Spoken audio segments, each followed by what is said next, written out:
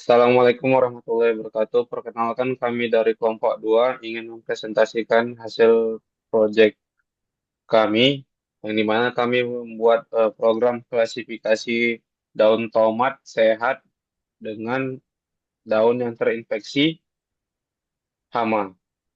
Jadi di sini kami ingin menjelaskan codingan program kami yang kami buat di Google Colab sebagai compiler programnya. Lalu di sini kami ingin menjelaskan codingannya. Dan penjelasan yang pertama itu akan dimulai oleh teman saya, Dimas. Baiklah, di sini saya akan menjelaskan codingan pertamanya, yaitu form Google Colab import drive. Drive mount ini untuk koneksikan Colab-nya ke drive, jadi Colab-nya itu bisa mengakses file-file yang ada di drive. Selanjutnya, ya codingan kedua ini, import OS Serped ini untuk melihat isi dari folder apa saja yang ada di drive. Lanjut ke bawah. Ini adalah library yang kami gunakan, ada fill, ada numpy, matplotlib, pandas, spymac, ipwedge, dan ipython. Selanjutnya akan dijelaskan oleh teman saya. Jadi saya akan melanjutkan penjelasan codingan di bagian import citra. Sini ada fungsi RGB to gray, yaitu fungsi untuk mengubah gambar menjadi grayscale. Lalu di sini ada fungsi load image.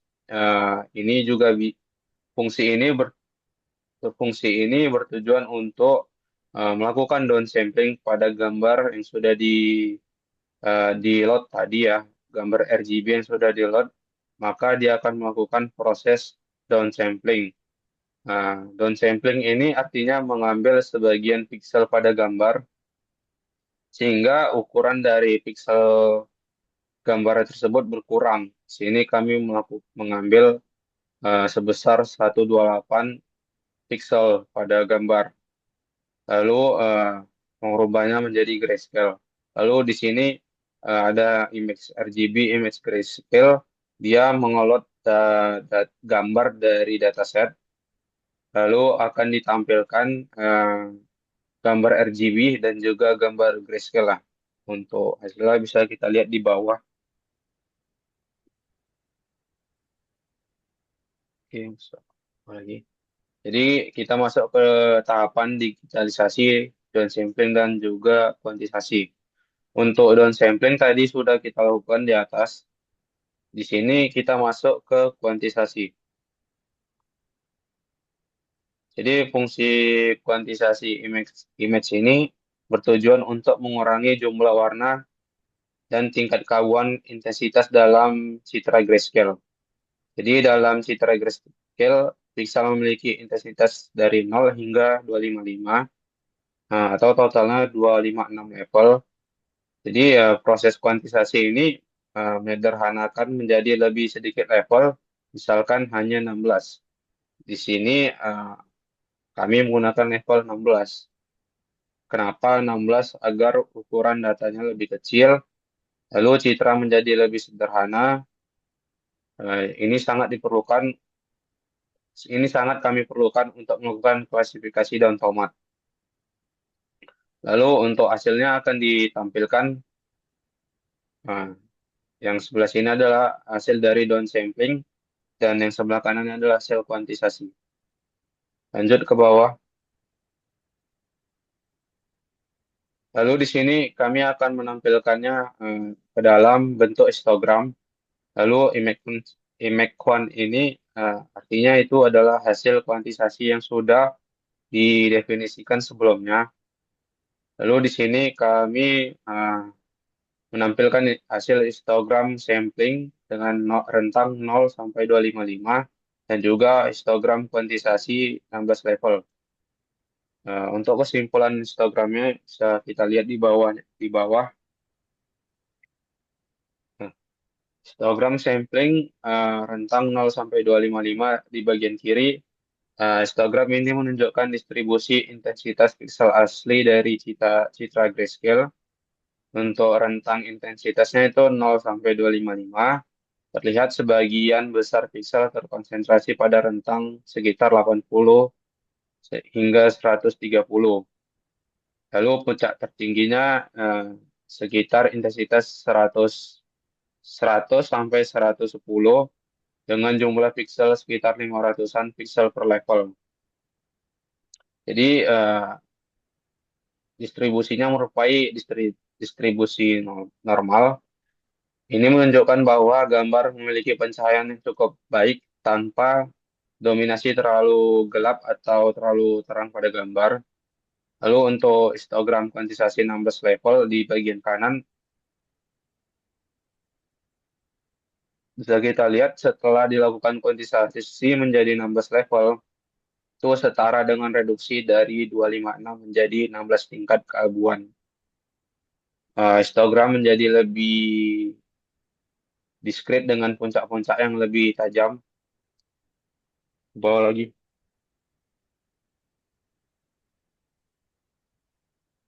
Lalu piksel yang sebelumnya tersebar halus sekarang diklaster dalam beberapa bin kuantisasi. Beberapa bin kuantisasi memiliki jumlah piksel yang sangat tinggi, misalnya bin pada sekitar intensitas 96 dan 112. Nah, untuk simulasi noise dengan sandpaper akan dilanjutkan oleh teman saya. Baik, saya akan menjelaskan mengenai simulasi noise and sandpaper. Jadi di sini fungsi yang kami gunakan yaitu add sandpaper, yang dimana fungsi ini digunakan untuk menambah noise sandpaper ke citra grayscale. Lalu saatnya berupa 25255, yang dimana saatnya itu berwarna putih dan papernya itu bernilai 0, yang dimana artinya papernya itu warna hitam. Lalu di bagian noise image one copy itu untuk membuat salin dari gambar aslinya agar gambar asli tidak dimodifikasi secara langsung, dan total pixel noise-nya itu untuk jumlah total pixel yang akan diberi noise berdasarkan probabilitas dari sini, probabilitas 0,005. eh, Lalu untuk salt code dan seterusnya itu koordinat acak sebanyak 6 noise untuk baris 0 sampai tinggi gambar dan kolom 0 sampai lebar gambar. Eh, Itu noisy Hertz 255 bagian sini itu mengubah pixel tersebut menjadi putih, dan di bawahnya paper bernilai 0 untuk menjadi hitam. Lalu untuk yang di bawahnya return noise untuk mengembalikan citra hasil penambahan noise. Untuk image noise-nya sepaper image when itu mengambil fungsi dari add salt paper dan menyimpan hasilnya ke variabel image noise. Lalu membuat plot figur itu untuk membuat kanvas figur dengan ukuran 8 inci kali 4. Lalu di bawahnya visualisasinya berupa ini. Lanjut ke bawah di blurring.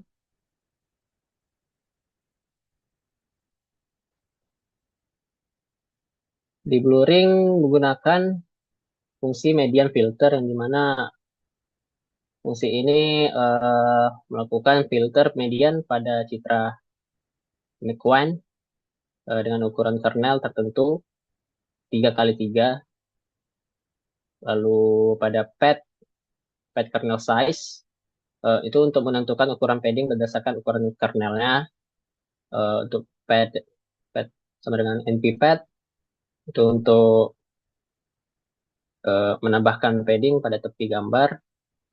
Paddingnya menggunakan nilai pixel tepi yang diperlukan agar filter bisa diterapkan di seluruh bagian gambar, termasuk tepinya. Lalu untuk result, MP Resource-nya itu membuat matriks kosong dengan ukuran dan tipe data yang sama seperti Image One. untuk menyimpan hasil filteringnya. Lalu untuk for i n sampai di set ini untuk menjelajahi setiap pixel di gambar, lalu potongan kecil citra dari pedetnya sebesar kernel. Eh, Lalu ke bawah return result ini mengembalikan hasil gambar yang sudah difilter.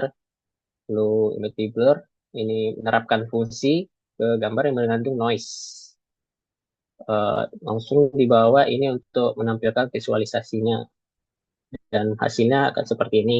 Jadi dari output ini fungsinya dari medium filter yaitu memperbaiki citra yang rusak play noise. Selanjutnya akan disampaikan oleh teman saya. Baik, berikutnya saya akan melanjutkan penjelasan mengenai edge detection. Nah, pada edge detection ini, metode yang kami gunakan adalah Laplace. Jadi pada codingan ini pertama kami membuat dulu fungsi Laplace-nya. Untuk fungsi ini kami menginput inputannya itu adalah array dari gambarnya, dari gambar yang akan dilakukan edge detection. Jadi pertama di sini kami inisialisasi dulu kernel yang akan kami gunakan. Jadi kernelnya ini nilainya 0, min 1, 0, min 1, 4, min 1, 0, min 1, 0. Setelah itu kami melakukan padding kepada image quant-nya dengan jumlah padding 1. Setelah itu di sini kami menginisialisasi array kosong yang disimpan pada variabel result. Nah, array-nya ini ukurannya sama persis seperti input image-nya. Berikutnya di sini kami ingin melakukan perhitungan konvolusi konvolusi antara inputan image dengan kernel. Jadi di sini dia akan menjalankan perkalian itu dari eh, row pertama dan kolom pertama dan dilanjutkan row pertama kolom kedua, row pertama kolom ketiga, seterusnya sampai row terakhir dan kolom terakhir. Di sini setelah masuk ke dalam loopnya, dia akan mengambil tiga tiga row pertama, tiga row ditambahkan tiga, lalu kolomnya juga ditambahkan tiga. Lalu di sini kami membuat convolution sum ini gunanya untuk menjumlahkan total hasil konvolusi. Nah, jadi di sini dia akan melakukan konvolusi di k row dan k column dikalikan, lalu hasil hasil perkaliannya disimpan di convolution sum. Nah, hasil convolution sum itu dia disimpan di dalam array result pada eh, pada posisi I dan J. Lalu berikutnya untuk Laplace-nya di sini untuk nilai akhirnya ini kami kurangkan dengan resultnya ini dikurangkan dengan nilai paling kecil yang ada di hasilnya itu, lalu dibagi dengan result yang paling besar dikurangin result yang paling kecil dikali dengan 255. Nah, hasilnya ini akan di-return ke dalam variabel lab. Lalu di sini kami menyimpan image-nya ini dalam variabel image edge, lalu kami jalankan fungsi Laplace edge dan memasukkan image sebelumnya yang sudah diproses dengan deblur. Nah, hasilnya ini akan ditunjukkan pada visualisasi di bawah. Yang kiri ini dia untuk before-nya dan yang kanan itu after-nya setelah dilakukan edge detection menggunakan Laplace. Berikutnya saya akan menjelaskan mengenai peningkatan kontras. Untuk peningkatan kontras, metode yang kami gunakan itu linear pivot. Di pertama pada kodenya, kami membuat dulu fungsi linear kontrasnya. Dengan inputannya itu input image, dan gain defaultnya itu kami set menjadi 2,5. Gain ini artinya seberapa besar eh, tingkat kontras yang ingin kita tambahkan. Jadi pertama di sini kami akan mencari dulu rata-rata, mencari rata-ratanya, mencari rata-rata pikselnya. Jadi di sini akan dihitung jumlah ada berapa jumlah pixel pada gambar tersebut dan berapa total value-nya. Lalu akan di loop dari kolom dan barisnya untuk menghitung semuanya dan disimpan di variabel tadi. Nah, lalu jika hasilnya lebih dari 0, maka kita bisa lakukan pembagian, dan hasilnya itu didapatkan dengan membagi jumlah semua nilai value dengan total berapa pixel yang kita miliki dan akan disimpan dalam variabel pivot. Lalu berikutnya di sini kita menjalankan perhitungannya yang akan disimpan dalam result yang rumusnya itu gain dikali dengan inputan dikurangin pivot ditambah dengan pivot. Lalu di sini kami akan melakukan klip terhadap hasilnya. Klip ini tujuannya biar nilainya itu tidak melebihi antara 0 sampai 255. Nah, jadi jika dia negatif, dia akan di cap di 0. Sedangkan jika melebihi 255, dia akan di cap di 255. Jadi di sini caranya kami akan melakukan for loop untuk mengecek setiap kolom dan baris. Nah, jika nilainya lebih kecil, dia akan di cap di 0. Jika lebih besar, akan di cap di 255. Dan jika nilainya tidak melebihi 2 tersebut, dia akan tetap menyimpan nilai tersebut. Hasilnya itu akan disimpan dalam variabel clip result. Lalu berikutnya ini kami menyimpan image-nya itu dalam image kontras dan menjalankan fungsi tersebut. Nah, setelah dijalankan ini hasilnya untuk yang kiri itu image kita sebelumnya yang kita gunakan Laplace dan yang kanan ini hasil dari kontras linear. Berikutnya untuk transformasi frekuensi akan dilanjutkan oleh Putra. Baiklah, di sini saya akan melanjutkan penjelasan tentang transformasi frekuensi. Jadi, untuk transformasi frekuensi itu sebenarnya lebih cara kita untuk mengubah gambar dari spasial ke frekuensi. Di sini kita buat, di sini kami buat fungsi yaitu DFT block. Kemudian ada M dengan N itu merupakan ukuran blok dan ukuran bloknya ini bisa di disesuaikan, misalnya aja itu ukuran bloknya 8 kali 8. Kemudian kami melakukan perulangan yang mana perulangan ini untuk memasukkan rumus matematikanya yang dimana bisa kita lihat di sini ada Angel sama dengan min 2J dikali NP pi dan seterusnya. Ini merupakan fungsi matematika dari transformasi frekuensi tersebut. Kemudian return NP absolute result ini merupakan eh, magnitudonya atau kekuatan dari frekuensinya. Nah, dapat kita lihat kemudian di bawahnya itu ada kode untuk memunculkan gambarnya, yaitu di sini kita munculkan dua gambar yaitu blok citra dengan spektrum frekuensi. Kemudian lanjut ke segmentasi atau threshold, yang dimana segmentasi atau threshold ini dia eh, tujuannya itu gimana caranya kita ngebagi dua gambar itu, dimana ada objek yang putih. Objek putih itu objek penting, kemudian eh, yang hitam itu belakangnya. Di sini kami buat fungsi threshold segment yang dimana kemudian kami buat if di sini ada jika jika thresholdnya itu nggak ada, thresholdnya itu akan diisi dengan min, yaitu rata-rata dari pixel, kemudian thresholdnya itu dicek apakah dia lebih besar dari eh, image-nya itu dicek apakah lebih besar dari rata-rata threshold-nya. Jika lebih besar, maka dia akan berwarna putih, dan jika tidak lebih besar, maka dia berwarna hitam. Di sini bisa kita lihat dari gambarnya, yaitu ada dua gambar. Yang pertama itu kontraksi linear, yang kedua itu ada threshold. Di sini di mana rata-rata thresholdnya itu 73, yang dimana ketika pikselnya lebih dari rata-ratanya itu maka dia jadi putih dan sisanya itu dianggap sebagai latar belakang jadi hitam atau nol. Baiklah, itu saja penjelasan dari saya, akan dilanjutkan oleh teman saya Dimas. Baiklah, di sini saya akan menunjukkan hasil akhir dari proyek kami, yaitu kualifikasinya. Di sini ada yang pertama folder path untuk memanggil file dari drive-nya. Itu yang kedua ada devload image RGB ini untuk memanggil apa image-nya dan direduce menjadi size-nya jadi 128. Lanjut di apa fungsi kedua itu get dev live max ini untuk memax di sini awal-awalnya gambarnya itu dipisahkan jadi RGB, yaitu ada green, yellow, dan brown. Eh, Warna dari gambarnya itu dipisah agar nampak. Nah, untuk diklasifikasikannya, nah, ada fokus ke green. fokus ke yellow dan ke brown dari gambar. Setelah itu tiga warna itu digabung dan jadikan max untuk daunnya. Lanjut ke Dev Apply Max ini untuk mengubah max yang tadi jadikan grayscale. Oke, lanjut ke bawahnya.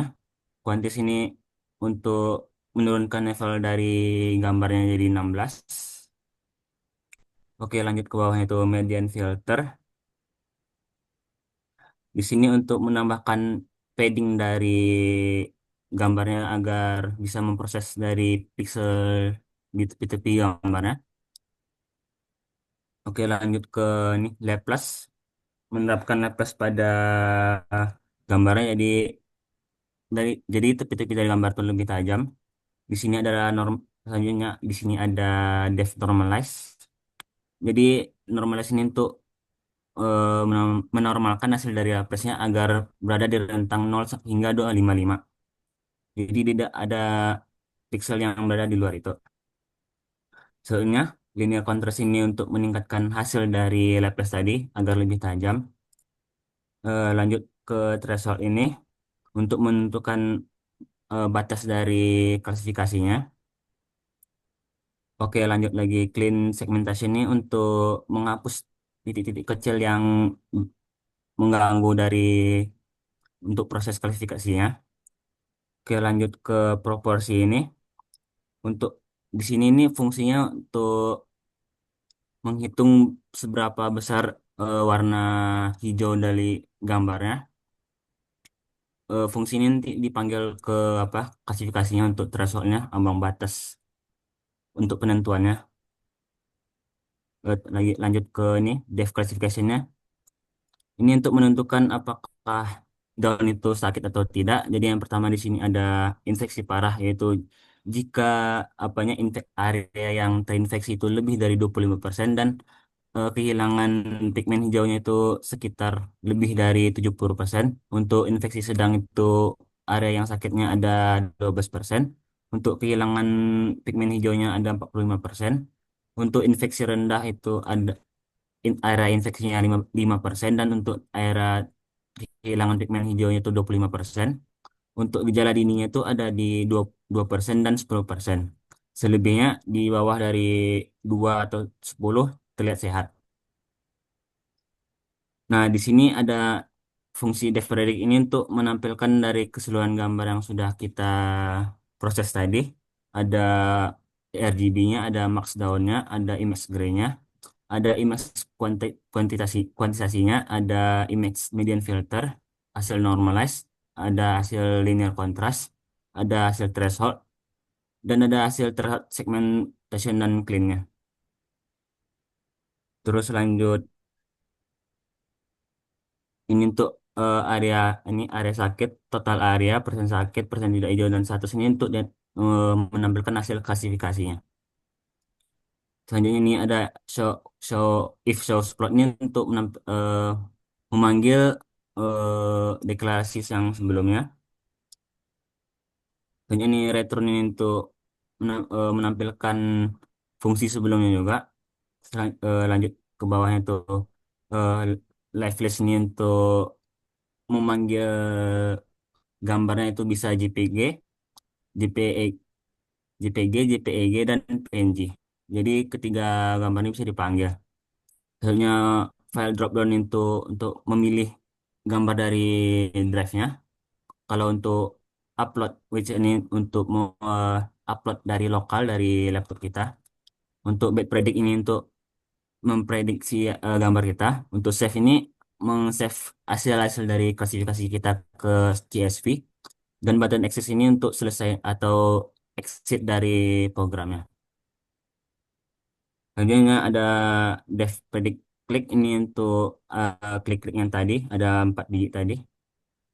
Oke, lanjut ke dev save click ini untuk menyimpan hasil yang kita klasifikasi ke CSV tadi.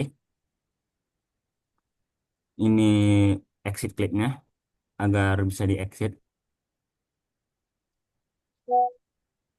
Lanjut ke sini tuh, di run. Nah, ini untuk hasil klasifikasinya bisa kita pilih salah satu .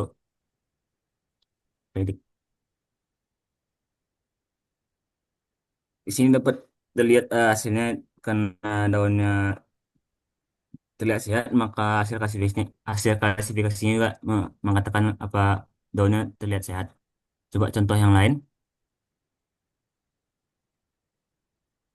Nah, ini untuk daun yang ada gejala dininya itu nampak di sini ada warna-warna oranye atau kegelapan, jadi diklasifikasikan sebagai gejala dini. Baiklah, sekian dari kami. Apabila ada kesalahan, mohon maaf. Terima kasih.